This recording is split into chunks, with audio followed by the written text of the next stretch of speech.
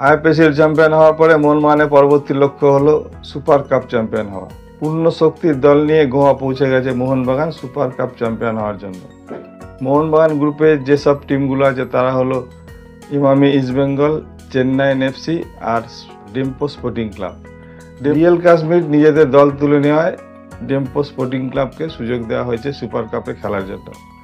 মোহনবাগানের প্রথম খেলা চেন্নাই এফসির সাথে 25শে অক্টোবর সন্ধ্যে 7:30 থেকে ফতেরদারা স্টেডিয়ামে।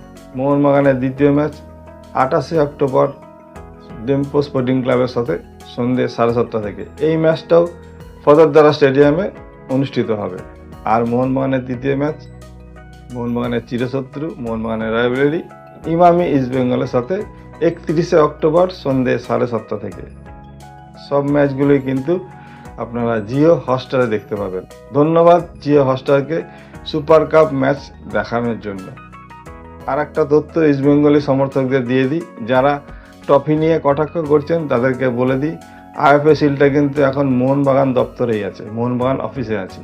যদি দেখতে চান অবশ্যই মোহনবাগান ক্লাবে গিয়ে ট্রফিটা দেখতে পারেন। হ্যাঁ, 2011 আইএফএ শিল্ডটাই কিন্তু মোহনবাগান ক্লাব তাবুতে রাখা আছে। আপাতত 10-15 দিনের জন্য ট্রফিটা ক্লাব তাবুতে থাকবে, তারপরে আবার আইএফএকে ফেরত দিতে হবে। এটাই সিস্টেম, এটাই নিয়ম। ভিডিওটা ভালো লাগলে অবশ্যই একটা লাইক করে দেবেন আর আমার ফেসবুক পেজটা ফলো করতে ভুলবেন না।